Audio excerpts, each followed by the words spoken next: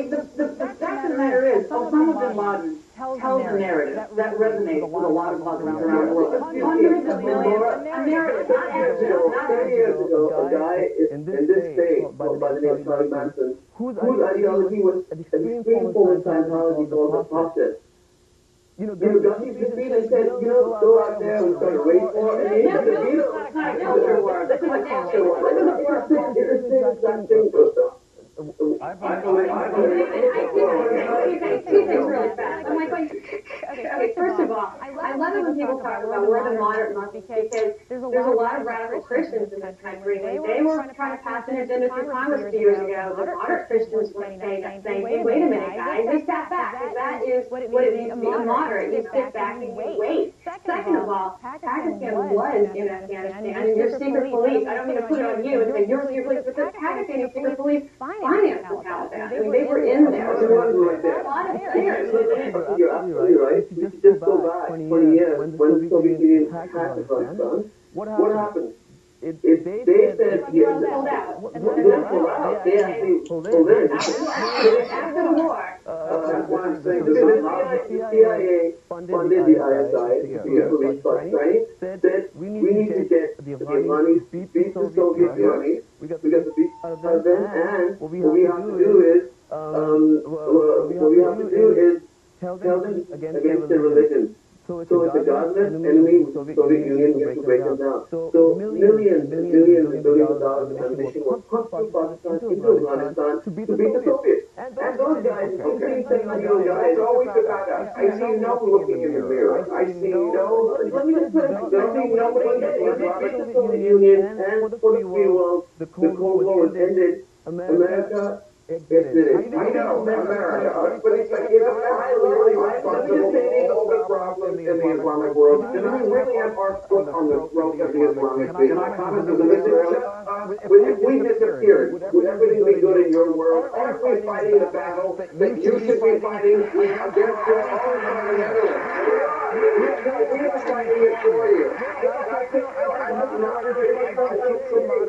Islamic people, we like it, that we are fighting the fundamentalists because it's your battle against your fundamentalists. Terrorists. Other terrorists. 50s and 60s, though, You're obsessed with that. I'm saying, look at the bigger picture. Okay, let me show you the bigger picture. In my country, and I gotta take it from her.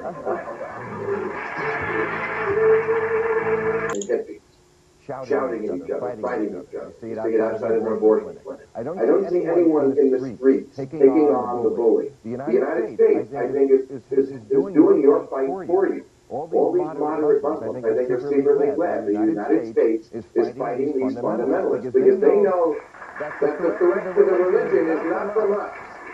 It is from your own, and you should fight it internally. I'm based in Karachi, Pakistan. Yes. 15 years ago, I started Afghanistan. These religious extremists would come. I mean, we would have this secret gate, but they would come and break it instruments. They could not tolerate it. Not because they weren't here. We break our own instruments. We didn't have to do it. The thing was more that our rebellion, unlike the Grand Rebellion, which was rebellion against order, is against disorder. Our country has been so terrorized for 50 years. That people, it's a war zone. You go out on the streets, there's a military standpoint, there's a police standpoint here, and people are scared to go out on the streets and protest. And what they do is do it through art, music, film, television, and you never get to see any of that on CNN. Media is responsible for a lot of all this because moderate Arabs, the moderate Muslims, they don't make for good cable television. I mean, MSNBC is not what those Now, the extremists play on cable television. The extremists play. They always have and they always will. So you probably won't get people like Salman. One question. Okay. A few years ago, there was a Schwarzenegger movie. It was about a terrorist. The bad guy happened to be of an Arab persuasion. I don't know if it was Qatar or Yemen or a particular country. The Arab Defamation League don't do this kind of organization. They were all over this bill. Mass condemnation. And the point was, wait a minute, you mean to tell me that the terrorist is an Arab? How could you? I'm thinking, maybe this century was twisted busy. We twisted it up. maybe next century there won't be, but so far, of course it's a terrorist. It's an Arab. What do you want it to be? What? It's the Amish. They got bombs. The point I'm making is, if they were willing to march, just those 100 or 200 people, because there was a fast motion picture from bad Hollywood, where are they now? Right there in the federal building. Maybe you can have nothing cooking. We got 100 people for nothing. I'm talking about Beverly Hills, Sal. I'm not talking about Pakistan. Right here in Pakistan, right here in Beverly Hills, you can march for anything. Oh, the sun's not out. I'm marching on the federal building.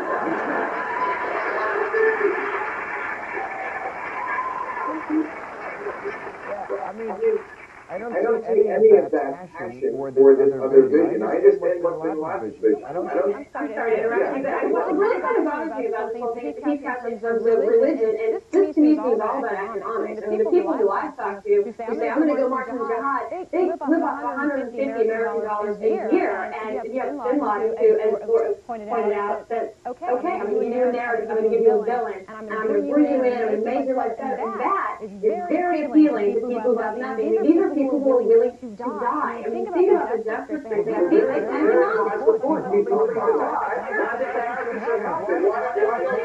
Why another part of the world who are at colonial oppression, who are not Islamic, why aren't they flying planes with It is a clash of two cultures. Fundamentally disagree.